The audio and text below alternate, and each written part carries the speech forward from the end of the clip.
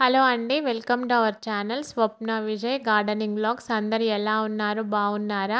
ఇక్కడ చూస్తున్నారు కదా, రెడ్ కలర్ మందార పూలు ఎంత బాగా పూసాయో, ఎంత అందంగా, ఎంత పెద్ద సైజులో పూసాయో చూడండి. ఇంత బాగా పూయడానికి ఏమేం టిప్స్ ఫాలో అవ్వాలి, ఏం కేర్ తీసుకోవాలనేది నేను ఈ వీడియోలో నీట్గా చెప్తానండి. అయితే ఈ వర్షాలకు మా ఇంట్లో మా టెర్రస్ గార్డెన్ మీద పెట్టిన మొక్కలు కానీ, లేదు మా ఇంటి ముందు ఉన్న కొంచెం ప్లేస్‌లో పెట్టిన మొక్కలు, అన్ని మొక్కలు చాలా బాగా పూస్తున్నాయండి. అందులో భాగంగా నేనైతే కొన్ని మొక్కలను ఈ వీడియోలో చూపిస్తున్నాను. శంకు పూలు, తర్వాత మందారాలు, కొన్ని గులాబీలైతే బాగా ఇగురొచ్చాయి. బాగా మొగ్గలతో ఉన్నాయండి. చామంతులు కూడా నేను నెక్స్ట్ వీడియోలో అప్‌లోడ్ చేస్తాను. చామంతి మొక్క అయితే ఎంత బాగా మొగ్గ స్టేజ్‌లో ఉందంటే అంత బాగా ఉందండి. అది చూపిస్తాను మీకు.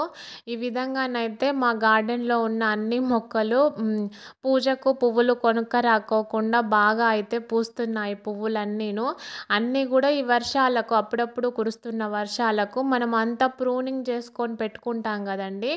కొంచెం ప్రూనింగ్ చేసి పెట్టుకోండి. ఎవరైనా పెట్టుకోని వాళ్ళు ఉంటే, మొక్కలు ఉన్నవాళ్ళు కొంచెం ఏదన్నా ఆకుల పైన మచ్చలు అట్లా ఏమైనా ఉంటే నీట్‌గా ఆకులంతా కత్తిరించుకొని కొమ్మలను చిన్న చిన్నగా ప్రూనింగ్ చేసి పెట్టుకోండి. ఈ వర్షాలకు చాలా అంటే చాలా చక్కగా ఇగురొస్తాయండి.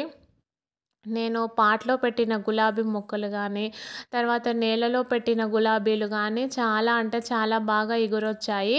నేను ఇంత బాగా ఇగురొచ్చిన మొక్కలకు ఏం వేస్తాను అనేది చూపిస్తాను. అయితే నేను ఎక్కువ అన్ని వీడియోల్లో చెప్పేదేనండి.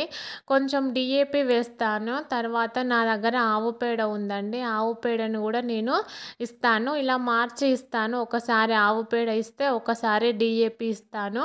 ఆ విధంగా నేనైతే మొక్కలకు తరచూ ఒక 10 డేస్‌కు, 15 డేస్‌కు గానీ నేను ఇస్తూ ఉంటాను. ప్లస్ ఈ వర్షాకాలంలో మొక్క మొదట గూడా గట్టిగా కాకోకుండా గుల్లలాగా ఉండేలాగా చూసుకోండి. మళ్ళీ వాటర్ గూడా ఫ్రీక్వెంట్‌గా బాగా వర్షాలు పడితే కుండీలలో వాటర్ నిండుకొని పోతాయండి. కాబట్టి ప్రాపర్ డ్రైనేజ్ హోల్స్ ఉన్నాయా లేదా అనేది ఒకసారి చెక్ చేసుకొని, వాటర్ ఎక్కువగా స్టోర్ కావద్దు. అలా స్టోర్ అయినాయనుకోండి పాట్‌లలో, వేళ్ళు కుళ్ళిపోయే అవకాశం ఉండి మొక్క చనిపోతుందండి. నెక్స్ట్ వర్షాలు పడ్డాక కొంచెం మళ్ళీ ఎండ రాగానే కొంచెం ఎండలోకి ఆ విధంగా మొక్కలనైతే షిఫ్ట్ చేసుకుంటూ ఉండండి. అలాగే ఇంట్లో ఉన్న ఇండోర్ ప్లాంట్స్ ఏవైతే ఉన్నాయో వాటిని వర్షంలో పెట్టడానికి మీకు వీలైతే, మీకు అనువుగా ఉంటే మీరు వర్షంలో పెట్టండి. ఆ విధంగా అవి కొంచెం ఫ్రెష్‌గా ఫీల్ అయితాయి. వర్షం వాటర్‌కి మనం ఎన్ని వాటర్ ఇచ్చినా గానీ అవి తక్కువే అండి. వర్షం నీళ్ళు ఒక్కసారి వర్షం పడిందంటే మొక్కలకి బూస్ట్ లాగా, మనకు రోజు నార్మల్ పాలు తాగి బూస్ట్ వేసుకొని, హార్లిక్స్ వేసుకొని పాలు తాగితే ఎలా ఉంటుందో అలా అండి మొక్కలకి. నార్మల్ వాటర్ కంటే ఇలా వర్షం నీళ్ళైతే మొక్కలకు చాలా ఎనర్జీనిస్తాయి. నెక్స్ట్ నేనిక్కడ ఆవు పేడ నా దగ్గర ఈ విధంగా బయట పెట్టుకుంటే వర్షంకి ఇలా గడ్డలు కట్టుకొని పోయిందండి. దాన్ని నీట్‌గా చిన్నగా ఈ విధంగానైతే చేసుకుంటున్నాను. అదే విధంగా మొక్కలకిస్తే ఇవ్వచ్చు, పర్వాలేదు. కానీ నేను కొంచెం మెత్తగా చేసుకొని ఈ విధంగానైతే పాట్‌లలో ఉన్న మొక్కలన్నింటికి నేను ఈ విధంగా ఆవు పేడనైతే ఇస్తానండి. తర్వాత మొక్క మొదట్లో గుల్లగా ఉండేలాగా మొక్క చుట్టూ అయితే తవ్వుకుంటూ ఉంటాను. అదేవిధంగా మొక్కల పైన, ఆకుల పైన ఏదైనా వైట్ ఫంగస్ గానీ అలా ఉంటే తీసేస్తాను వెంటనే. ఈ వర్షాలకి మొక్కలకు చిగురు ఎంత బాగా వస్తుందో అంతే విధంగా పురుగులు కూడా అటాక్ అయితూ ఉంటాయండి. పేనుబంక గానీ, మిల్లీ బగ్స్ గానీ, లేదు ఆకుపచ్చ పురుగులు గానీ ఈ విధంగా మొక్కలనైతే ఇగురు భాగాన్ని, కొత్తగా వేస్తున్న మొగ్గలను అయితే తింటూ ఉంటాయి.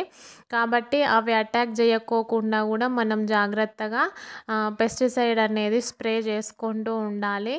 ఈ విధంగా మా గార్డెన్‌లో పూసిన కొన్ని పూలనైతే చూపిస్తూ నాకు తెలిసిన ఇన్ఫర్మేషన్ అయితే మొక్కలను ఏ విధంగా పెంచుకోవాలనే దాన్ని నేను మీతో షేర్ చేసుకుంటున్నానండి.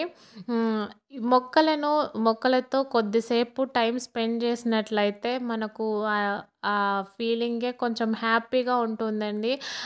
అదే విధంగా శారీరకంగా గూడా మంచి ఎక్సర్సైజ్ అయితుంది. కాబట్టి వీలైనంత వరకు కొంచెం పువ్వులు ఎవరికి ఇష్టాన్ని తగినట్లుగా ఆ మొక్కలనైతే పెంచుకుంటూ ఉండండి. ఇదండి చిన్న వీడియో. మీకు ఈ విషయం నచ్చినా, నేను చెప్తున్న ఇన్ఫర్మేషన్ నచ్చినా ఛానల్‌ని లైక్ జేయడం మర్చిపోవద్దు. మరొక మంచి వీడియోతో మళ్ళీ కలుద్దాం.